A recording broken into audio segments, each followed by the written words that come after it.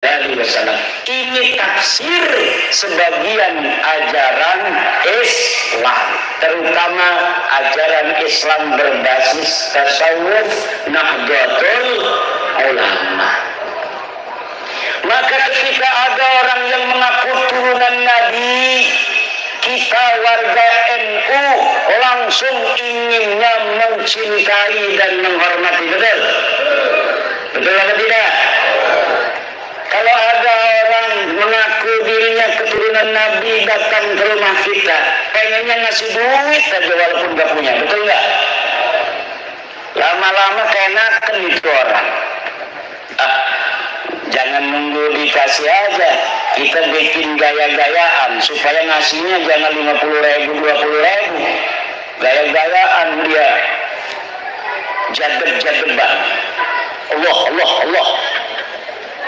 Ada salam kiai dari Mbah Syafaat Banyuwangi.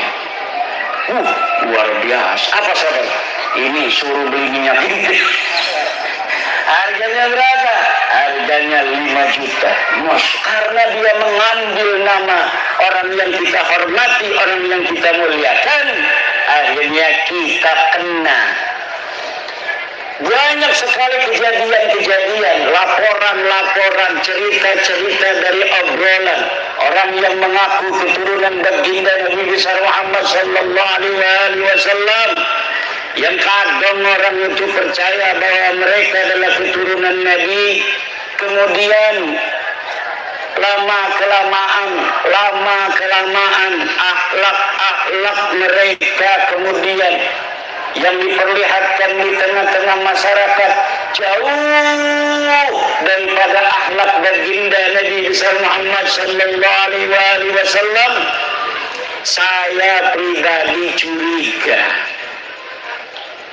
iki wong bener dudu keturunan Kanjeng Nabi, aja dudu turunan Nabi model-modelnya, ngakal wong lulu. Akhirnya saya meneliti nasab seseorang yang ada di internet. Ngakunya dia bin Alwi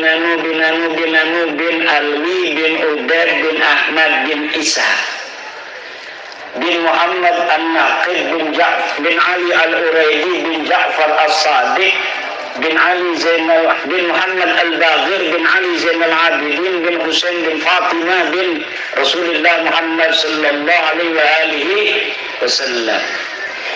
Saya teliti dari atas dulu. Nabi Muhammad punya anak Sayyidatina Fatimah. Betul, sahih, ada dalilnya, ada hadisnya. Lau kanat Fatimatu binti Rasulullah sallallahu lau kanat Fatimatu bintu Rasulullah sallallahu sarafat laqata'tu yadaha. Ada. Kemudian apakah ada dalil tentang Sayyidina Husain sebagai anak daripada Siti Fatimah? Ada. Kemudian Sayyidina Husain katanya punya anak namanya Ali Zainal Abidin. Ada, sahih. Ali Zainal Abidin punya anak Muhammad Al-Baqir.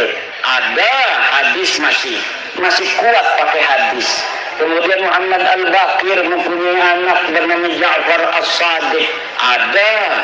Ja'far As-Sadiq punya anak namanya Ali Al-Uraidi. Ada, masih di dalam riwayat hadis. Karena beliau ini adalah ruwatul hadis. Ali Al-Uraidi punya anak Muhammad An-Naqid. Ada. Muhammad An-Naqid punya anak namanya Isa. Ini sudah membutuhkan kitab nasab. Saya cari kitab nasab, ada, sahih. Ini Ali Al-Uraidi mempunyai anak bernama Muhammad An-Naqid. Muhammad An-Naqid benarkah mempunyai anak namanya Isa? Saya cari kitabnya, ada. Isa punya anak namanya Ahmad. Saya cari kitabnya, ada. Yang sezaman. Ahmad punya anak Ubaid. Ini putus, tidak ada di dalam kitab-kitab nasab. Isa punya anak Ahmad, ada dicatat di kitab-kitab nasab Siri Silsilatul Alawiyah. dicatat di dalam kitab-kitab sejarah. Kemudian ketika Ahmad, apakah benar dia mempunyai anak bernama Ubaid, tidak terkonfirmasi di dalam kitab-kitab.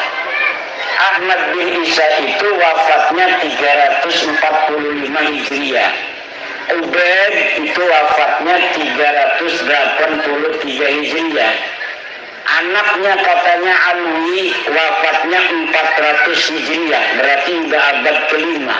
Kita cari di abad-abad kelima, leluhur orang-orang di Indonesia yang ngaku turunan Nabi ini, dari marga Al-Attas, As-Segaf, bin Syihab, bin Yahya, ternyata semuanya putus, tidak tersambung secara ilmu nasab kepada baginda besar Nabi Muhammad sallallahu alaihi wasallam.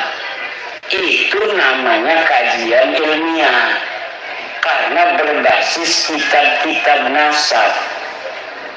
Kemudian benarkah orang-orang ini ada? Saya menggunakan teori ilmu sejarah.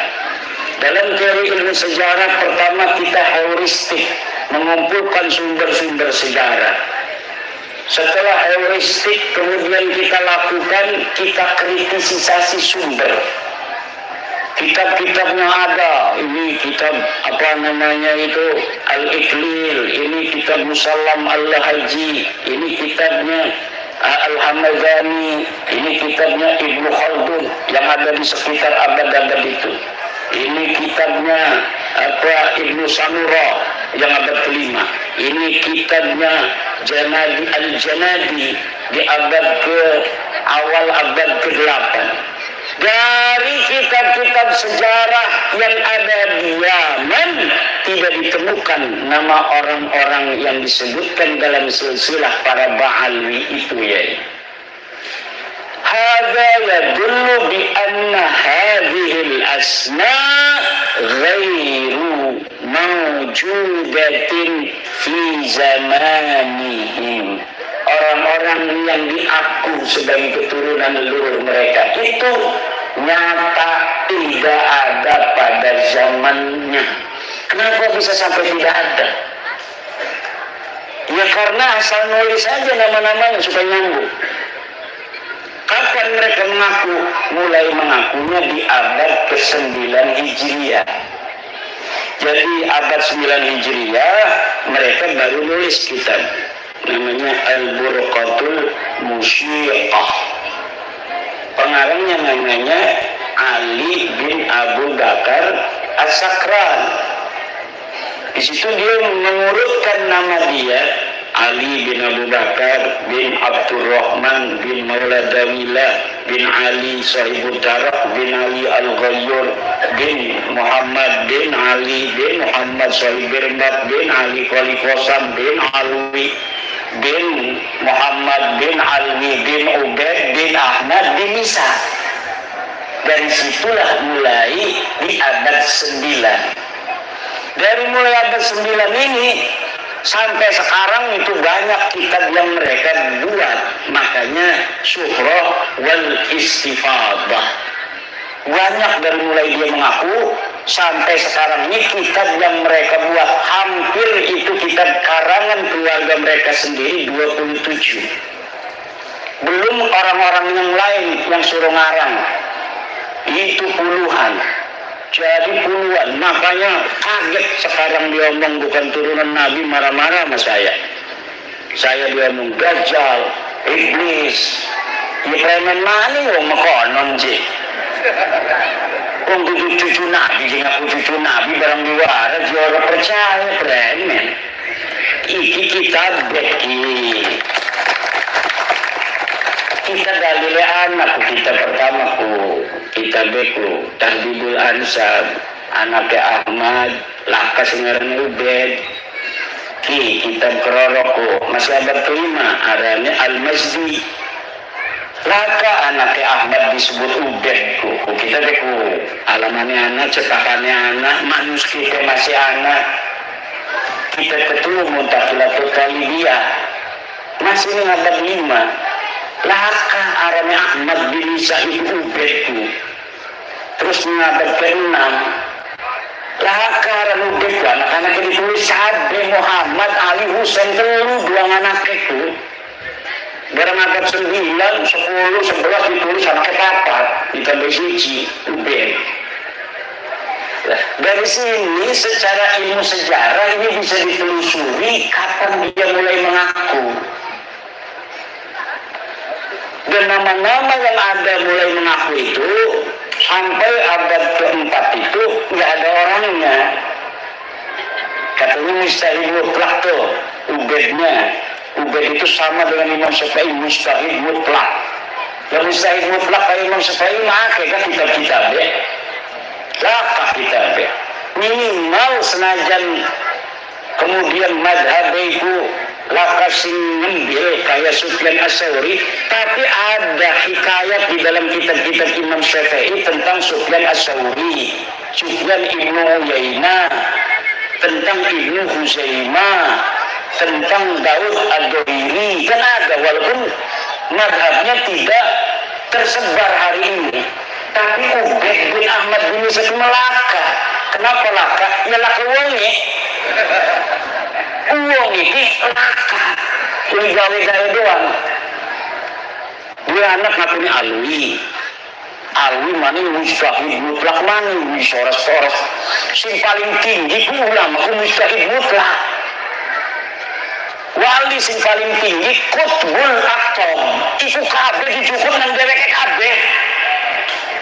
Coba, lamun orang mustahil mutlak engkau neku keturunan leluhur itu disebut Qutbul Atom. Wali kutubnya seluruh para wali-wali kutub. Luar biasa. Iddia kullal syaraf, kullal karam. Setiap kemuliaan semuanya diambil semua. Anak sejarah mereka. Belum di kitab-kitab siapa itu mujadid Islam dari masa ke masa. Lihat dalam Bughyatul Mustarsyidin. Yang dimasukin keluarga dia semua. Uang mara kebagian, uang Kresek, uang Banten, uang Lampung, uang Rumbia, kebagian. Pokoknya yang mulia-mulia itu keluarga mereka saja. Pengakuan-pengakuan yang non-konfirmatif itu terkonfirmasi sekarang. Pengakuan non-konfirmatif masa lalu terkonfirmasi sekarang bahwa memang mereka suka mengaku. Yaitu NU didirikan, sejarahnya kan sudah dicatat itu tahun 84. Saya punya bukunya segini. Bahwa pendiri NU awal mulanya didirikan NU Mbah Khalil mimpi, kemudian memberikan tasbih dan tongkat. Yai As'ad Samsul Arifin suruh datang ke Mbah Yai Hashim As'ari bawa tongkat dan tasbih. Mbah Yai As'adnya juga videonya masih ada sampai sekarang ceritanya tuh. Beliau itu bercerita itu masih ada sampai sekarang. Jadi yang mendirikan itu adalah Mbah Hasyim Asy'ari dan kiai-kiai Surabaya, kiai Jawa Tengah, kiai Cirebon.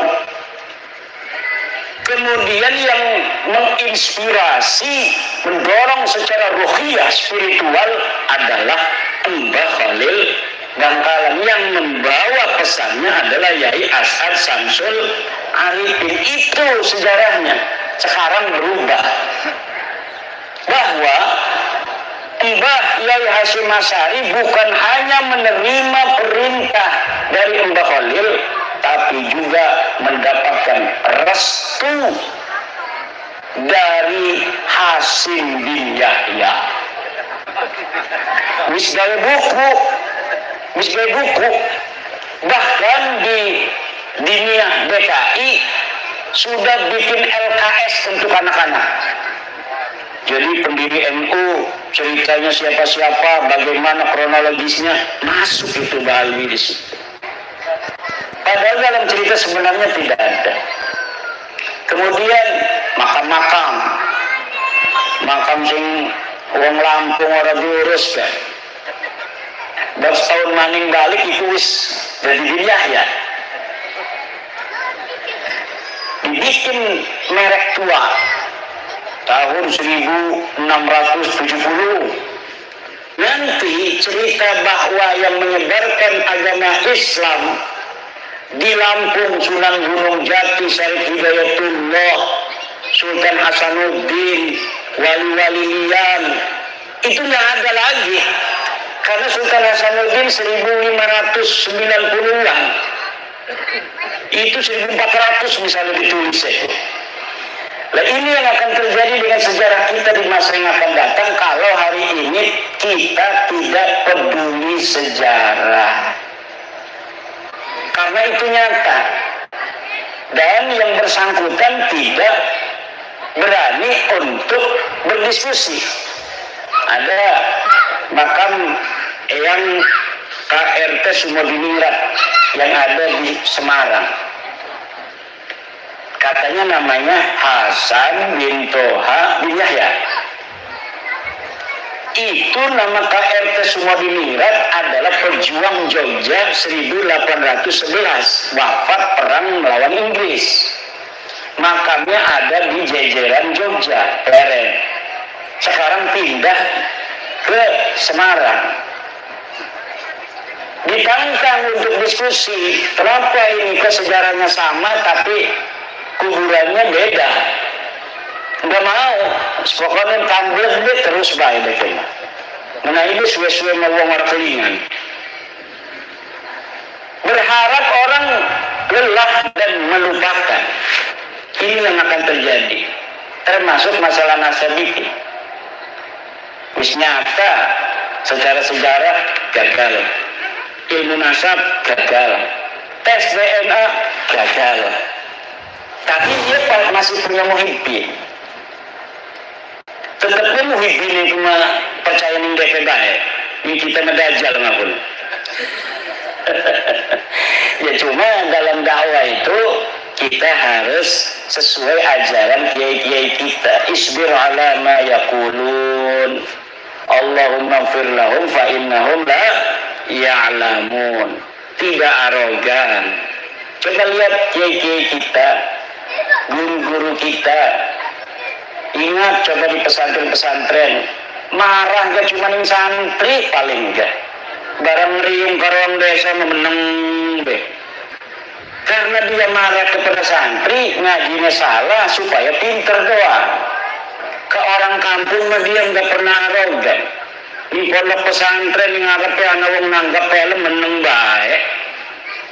Saya punya guru di pondok, di sampingnya ada orang hajat nanggap film.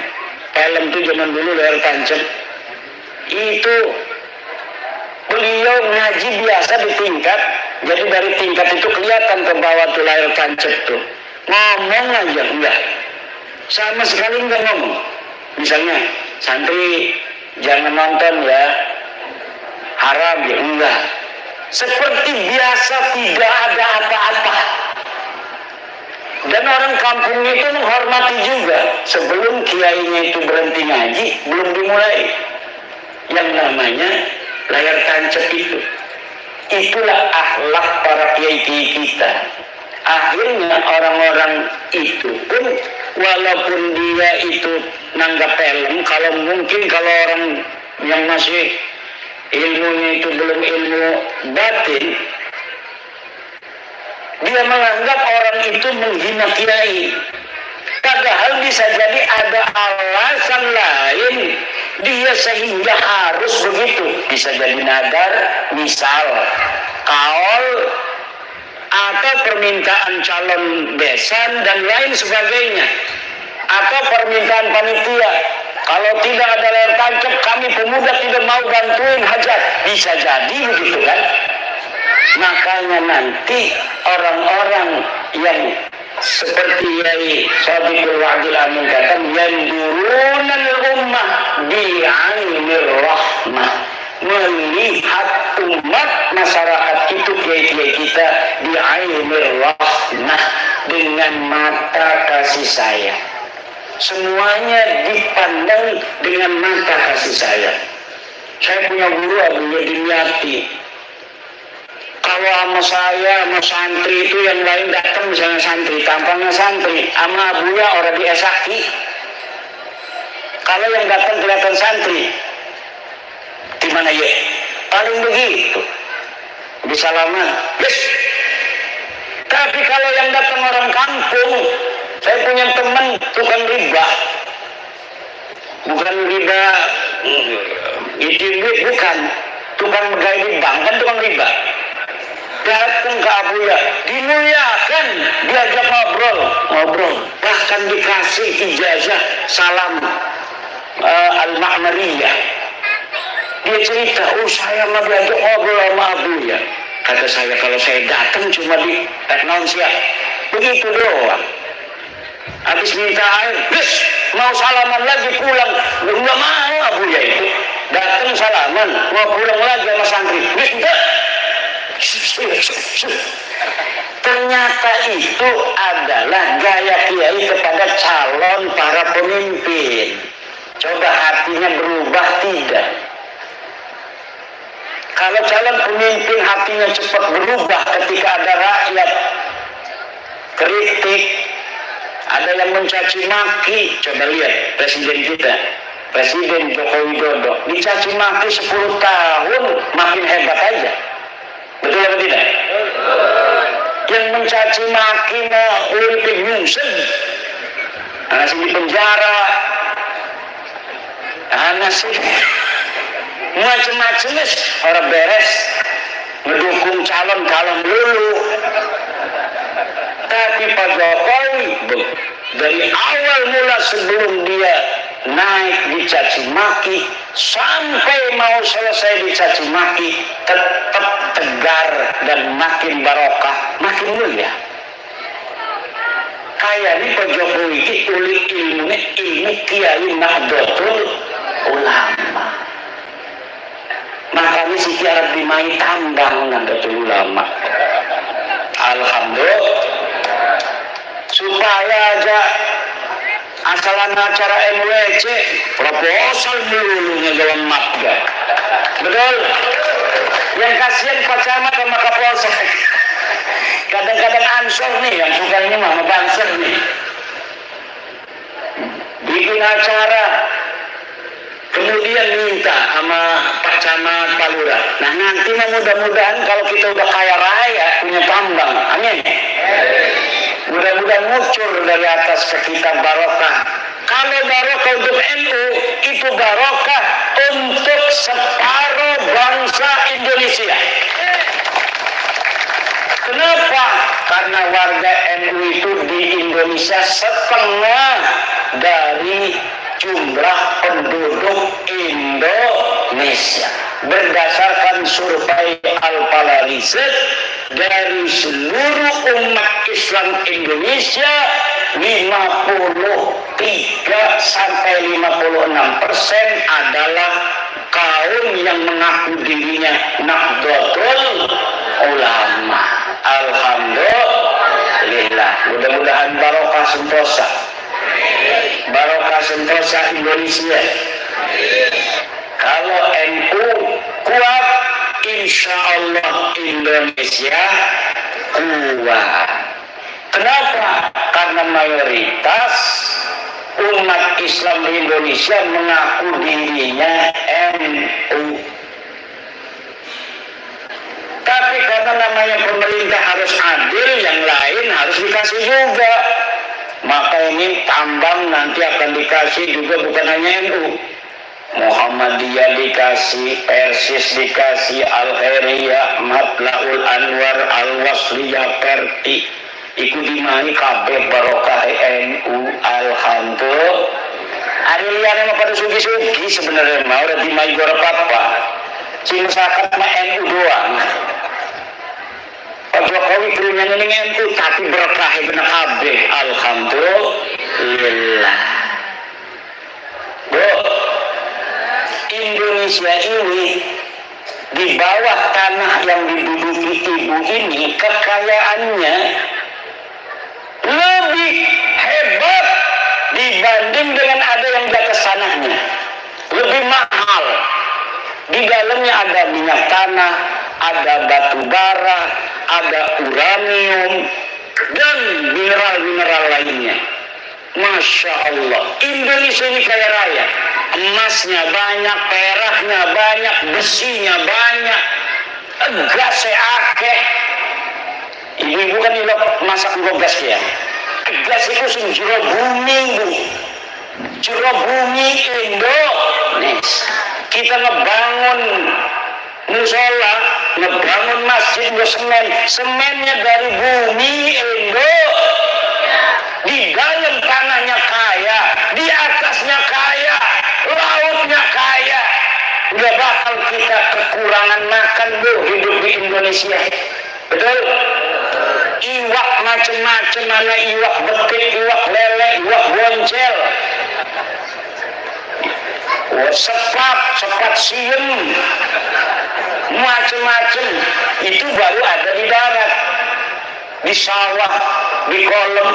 Yang di laut macam-macam ikan, ribuan macam, semuanya cukup untuk menghidupi orang-orang yang hidup di Indonesia ila yaumil qiyamah.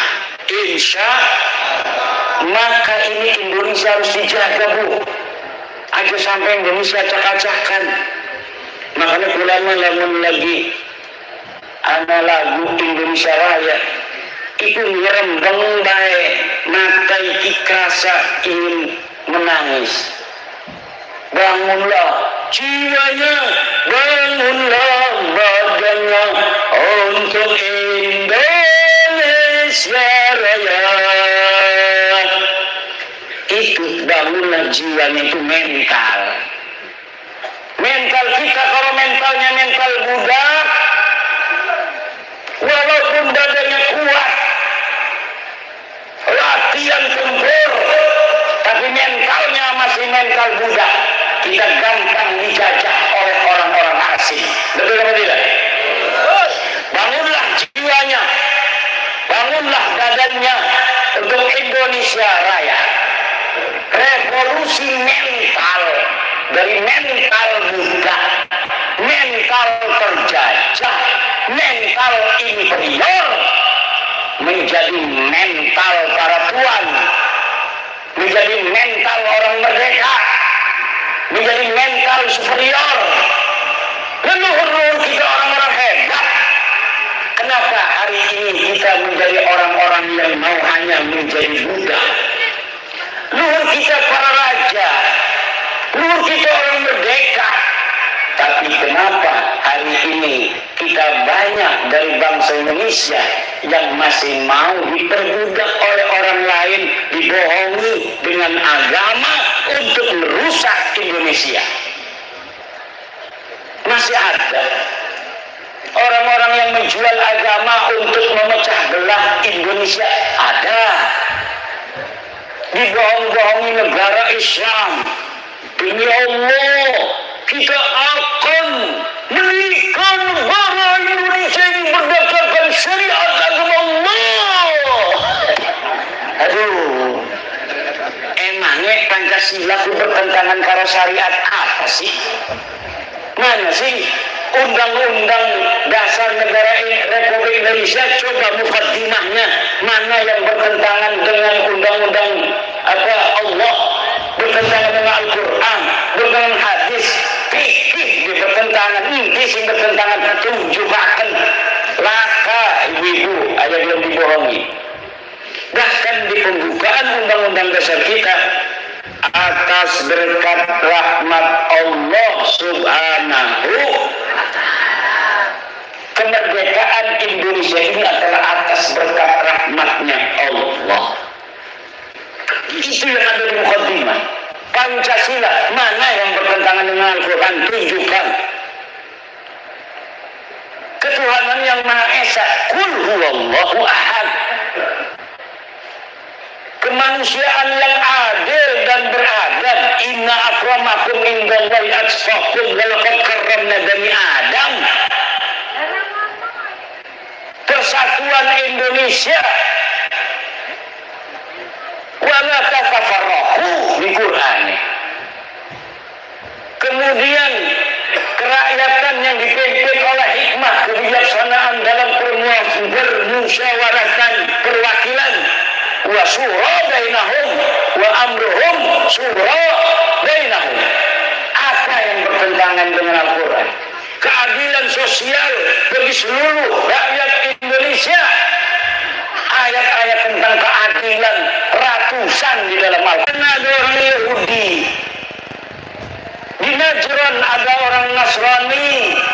Nabi Muhammad yang di dalam Madinah mayoritas Islam itu membuat namanya Wasiqatul Madinah. Apa namanya? Wasiqatul Piagam Madinah. Piagam Madinah itu untuk apa? Piagam Madinah itu adalah untuk mengakomodir seluruh orang yang ada di Madinah dan di sekitar Madinah mendapatkan hak dan kewajiban yang sama sebagai warga negara Madinah. Antara dia dan Yahudi juga yang ada di sekitar Madinah, di Najran dan sebagainya, itu dibikin sebuah wasiqah, misaqan ghalidha. Dan NKRI ini adalah misaqan ghalidha, sebuah kesepakatan kita bangsa Indonesia yang mayoritas 90% adalah umat Islam, tetapi kita menginsafi ada saudara kita yang berasal dari agama lain. Di sana ada Kristen, di sana ada Buddha, di sana ada Hindu, di sana ada kepercayaan kepada Tuhan yang Maha Esa. Jangan main-main di Indonesia ini yang menganut kepercayaan bukan beragama itu jumlahnya puluhan juta. Dalam data BPS itu 12 juta. Data terbaru sekarang ini 25 juta orang mengaku bukan agama Islam, bukan agama Kristen, bukan agama Hindu dan Buddha, tetapi dia adalah penganut, penghayat aliran kepercayaan kepada Tuhan yang Maha Esa. Jadi percaya nih anaknya Allah tuh. Tapi orang gelem ning gereja, orang gelem salat, orang gelem ning pura, pokoknya dia adalah penghayat, pengiman adanya Allah. Dia adalah bangsa Indonesia. Di hadapan Piagam Madinah, seluruh penduduk Madinah sama. Di hadapan Negara Kesatuan Republik Indonesia, semua bangsa Indonesia, apapun sukunya, apapun agamanya, mempunyai hak dan kewajiban yang sama sebagai warga negara. Makanya Nahdlatul Ulama sudah membuat konsep. Orang-orang non-muslim di Indonesia dalam konsep Nahdlatul Ulama, muwatinuna lazimiyuna, mereka adalah dianggap sebagai warga negara, bukan sebagai orang-orang kafir zimmi. Ini ulama-ulama Nahdlatul Ulama sudah panjang cara berpikirnya menatap masa depan. Kalau kita mau ber-Indonesia selama-lamanya tanpa keinsafan bahwa ada saudara-saudara kita yang lain kepercayaan, maka sampai kapanpun kita akan terjadi clash antar bangsa Indonesia. Tapi apabila kita bangsa Indonesia yang mayoritas menginsafi bahwa ada hak-hak minoritas yang harus dipenuhi, bahwa ada saudara kita yang lain agama, lain kepercayaan, kita harus meyakini agama kita, seyakin-yakinnya. Tetapi kita juga harus menghormati keyakinan orang lain dalam agama mereka. Ini namanya toleransi. Bukan berarti kita meyakini agama mereka benar, tidak. Tetapi kita menghormati keyakinan orang lain. Inilah ajaran orang-orang tua kita di Nahdlatul Ulama. Muwatinuna lazimiyun, orang Kristen bagi NU itu bukan kafir zimmi, tetapi mereka dianggap oleh NU sebagai muwatinun, warga negara. Lahum ma lahum wa alaihim ma alaihim, mereka punya hak mereka juga punya kewajiban. Dan sama semuanya umat Islam pun di Indonesia ini walaupun mayoritas punya hak dan punya kewajiban.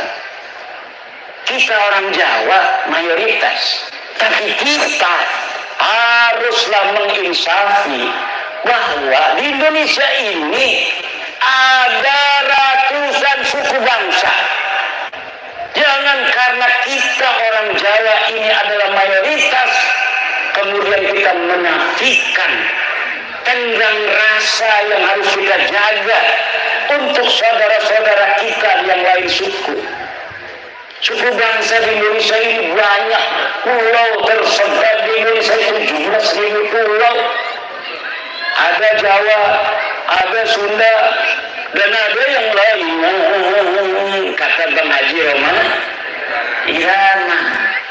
Kebetulan kemarin saya baru diundang Pak Haji Roma Irama podcast. Pak Haji juga sama sama Yai Sadiqul Wardil Amin. Penasaran? Coba Yai katanya terangin sebelum podcast kita ngobrol dulu. Coba terangin dulu nih. Sebenarnya Kiai ini yakin ini bahwa Habib ini bukan cucu Nabi. Yakin, seyakin-yakinnya hakul yakin.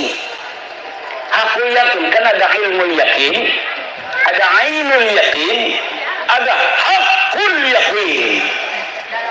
Kalau hakul yakin itu udah musyahadah, karena saya udah musyahadah kitabnya. Kalau ilmu yakin, saya dikasih tahu kayak sekarang nih bapak-bapak yang balas baca bahwa Habib bukan cucu Nabi. Yakin yang ngomong Kiai Iman, pengasuh pondok pesantren, anggota LBM PBNU, wakil katib PWNU Banten, ketua komisi fatwa MUI Provinsi Banten. Bisa yakin ya? Itu arane ilmu yakin. Belum pernah ketendak kalau kita memang bikin YouTube doang, kurang barokah ya jangan bilang YouTube doang. Lalu disundang mengkainin karena ainul yakin, sudah melihat langsung datnya saya. Ternyata katanya daripada YouTube-nya Kiai Imad itu gantengan langsungnya.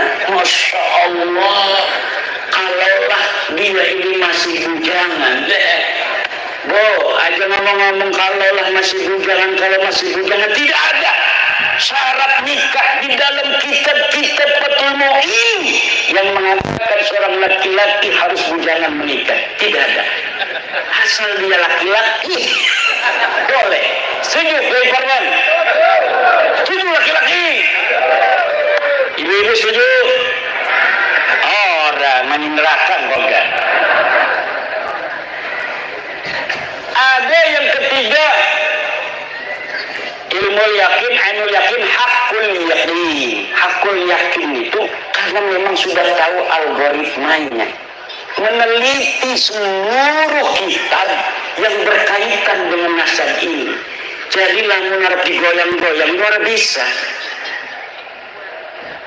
Digoyang-goyang ora bisa.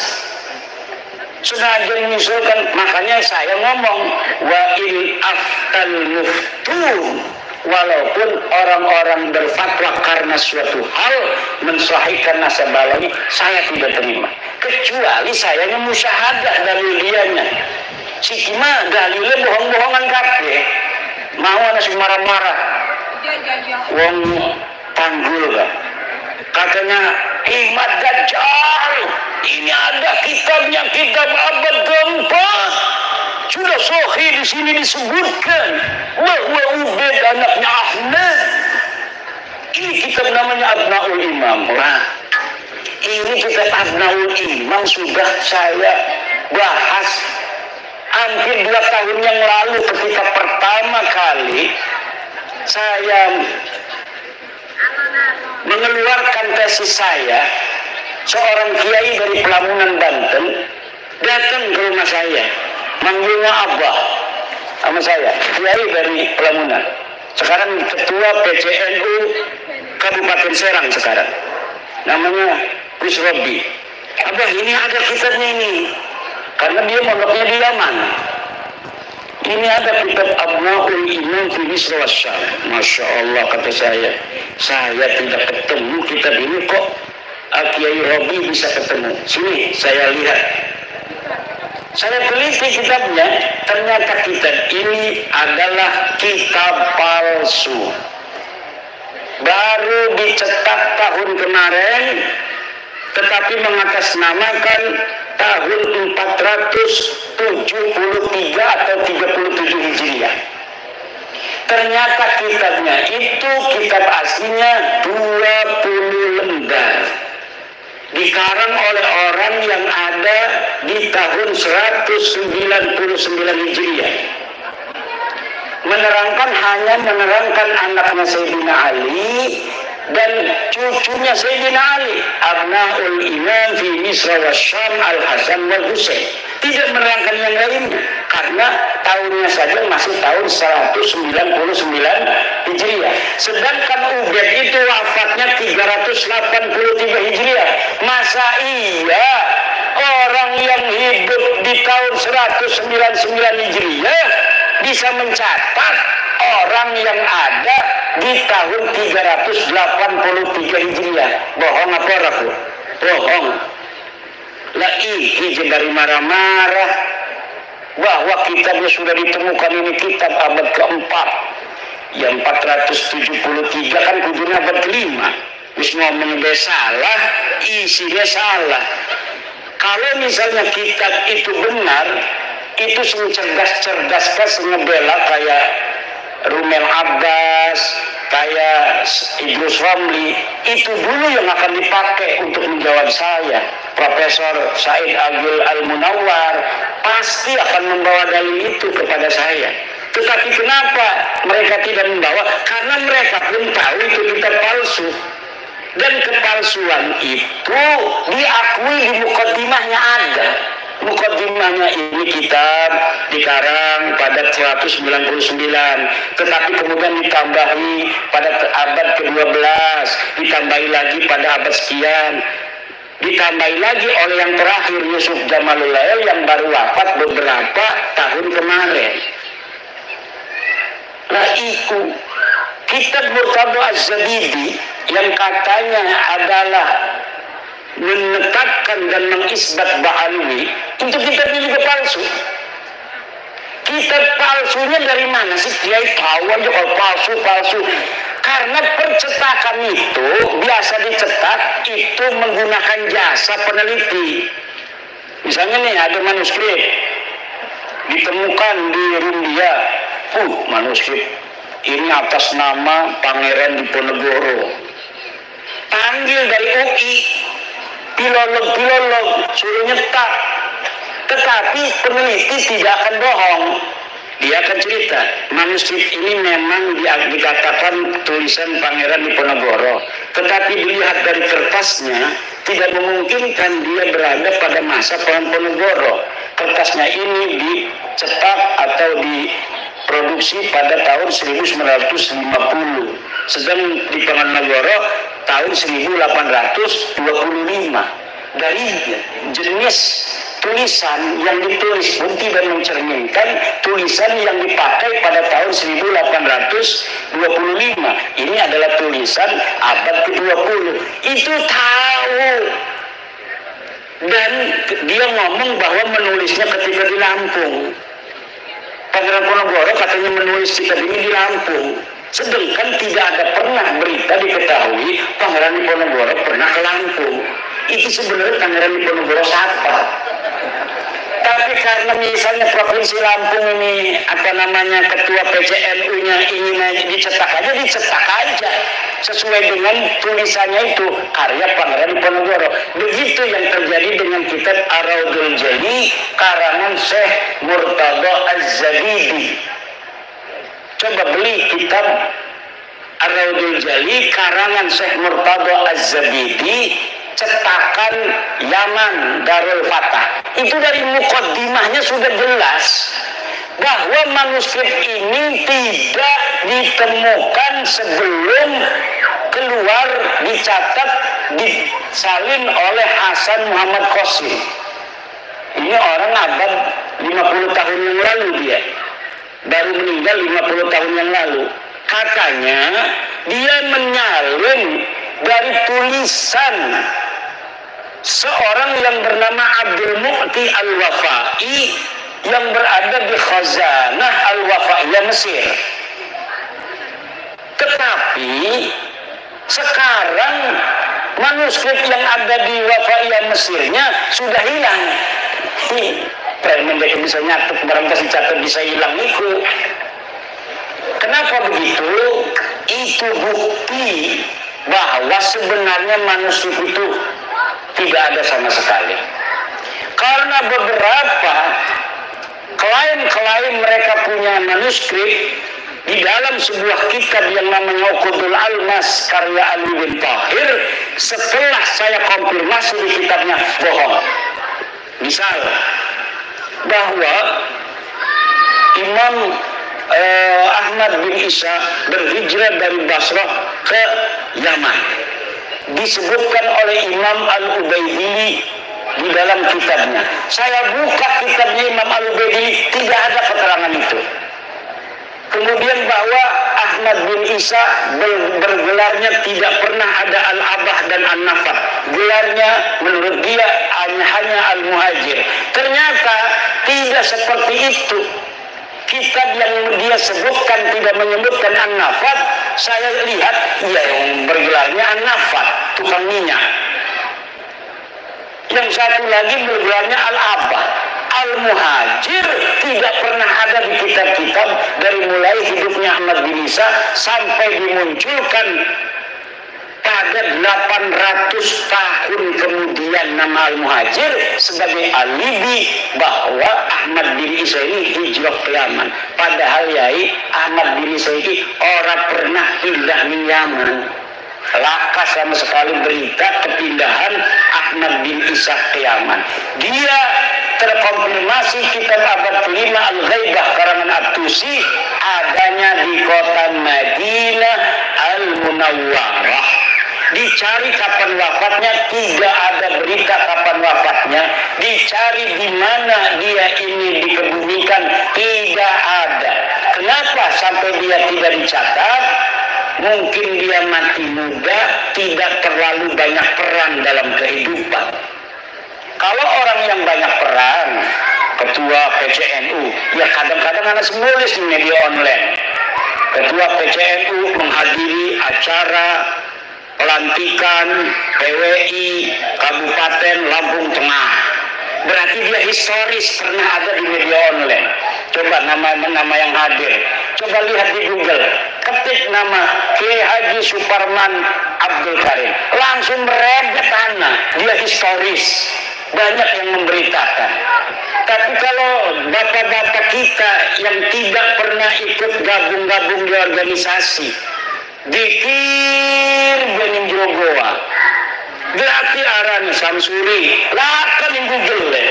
Untuk yang tasawuf tidak pernah ada interaksi dengan masyarakat luas. Begitu pula lah keberadaan seseorang yang dikatakan dengan kesejarahan yang begitu luar biasa, pasti ada saja orang-orang sekitar dia yang menginformasikan tentang aktivitasnya waktu dia hidup. Tetapi nama-nama Ba'alwi ini sama sekali tidak ada. Fakih Mukhaddam, jadi bisa mi'raj 70 balen sebengi. Dia ada di abad ke-6.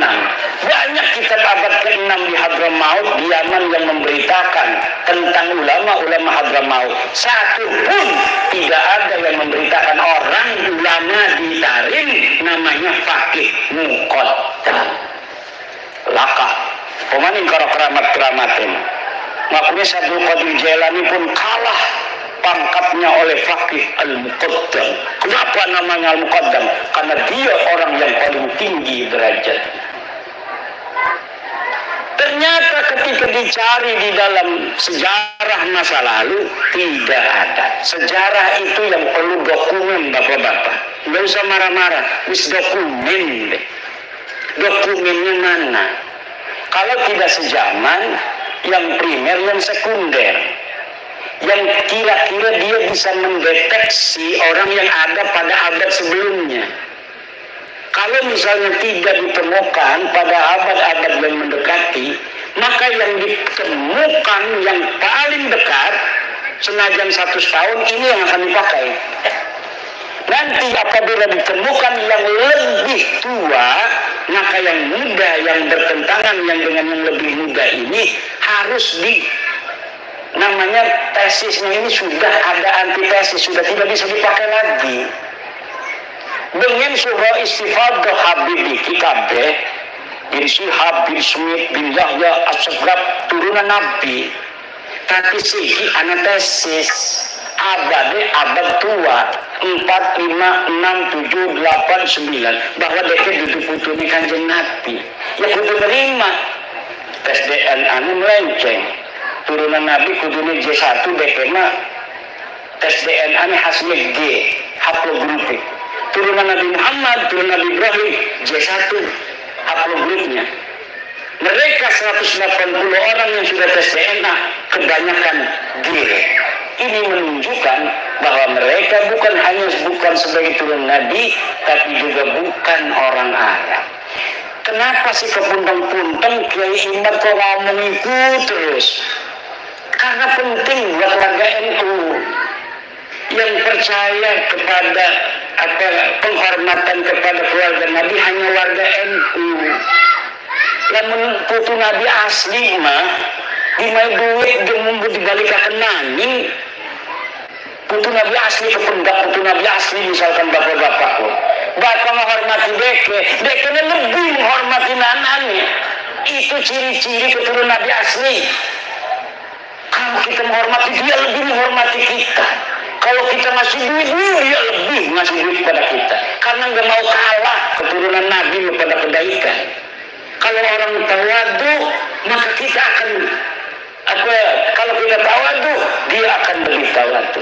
Itu ciri keturunan Nabi asli. Lebih baik dia yang menanggung derita daripada rakyat yang menanggung derita. Itu ciri keturunan Nabi asli. Bukan yang mengorbankan orang lain untuk kepentingan dia. Bukan. Ciri Nabi asli itu keturunannya adalah keturunan Nabi asli. Dia rela menderita. Yang penting umat Islam ini bahagia. Bukan sebaliknya. Nyuruh orang-orang berantem demi kepentingan dia. Sementara dianya aman-aman saja.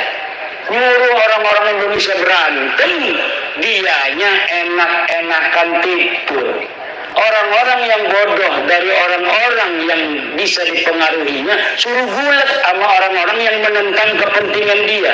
Ini adalah yadullu ala annahum laisu min dzurriyyati Rasulillah Muhammad sallallahu alaihi wasallam bil marrah. Sama sekali bukan. Dari cara wajahnya ngomong marah itu, hal tarawna fi wajhihi nuran nubuwah. La idza ra'aynahum ma ra'ayna fi wujuhihim nuran nubuwah min ar-rahmah. La nanzuru ila wujuhihim ar-rahmah ولكن ننظر إلى وجوه التكبر والتفاخر والتعالي على الآخرين. نعوذ بالله ثم نعوذ بالله من ذلك. Inilah ibu-ibu, bapak-bapak, kepuntang-puntang. Saya kadang-kadang suka capek juga. Tetapi karena ini merupakan sebuah, menurut saya, la yajuzu lil alimi kismanu ilmihi fi hadzal bab ay fi hadza tazwiri nasab fi babi ay fi tazwiri nasab. Kenapa? Wajib hukumnya memberitahu kepada orang apabila ada orang yang mentazwir daripada nasabnya kepada baginda Nabi besar Muhammad SAW. Kenapa? Karena Nabi Muhammad punya hak untuk dinisbatkan kepadanya hanya keturunannya yang asli. Kenapa akan memalukan Rasulullah? orang-orang yang secara genetik bukan darahnya Rasulullah, kemudian dia mengaku itu Rasulullah, satu generasi, dua generasi mungkin bisa menjaga akhlak, tapi lama-lama dasar genetik dudu nabi mah ya sejen bae akhlake. Sengaja dipaksa-paksa juga supaya pada kalau akhlaknya nabi, suwe-suwe mengan dudu turunan nabi juga tidak. Bukan turun nabi susah, tapi walaupun tidak ada orang mengenal seseorang sebagai keturunan baginda nabi, kadang-kadang dianya sendiri tidak tahu bahwa dia turun nabi. Akhlaknya, hatinya, cintanya kepada umat tidak bisa disembunyikan dari ruhani, dari sukma, dari jiwanya. Kenapa? Di dalam dirinya mengalir nutfah nubuwah, kata ketum PBNU. Ada nutfah nubuwah walaupun dia tidak tahu. Ada nutfah nubuwah walaupun dia tidak tahu silsilah. Dan bangsa Indonesia ini diyakini oleh Ketua Umum PBNU, kebanyakan dari bangsa Indonesia yang muslim ini mempunyai nutfah nubuwah kepada Nabi besar Muhammad sallallahu alaihi wa alihi wasallam. Mungkin demikianlah, sudah malam sekali nih ya. Wallahu wal muwaffiq.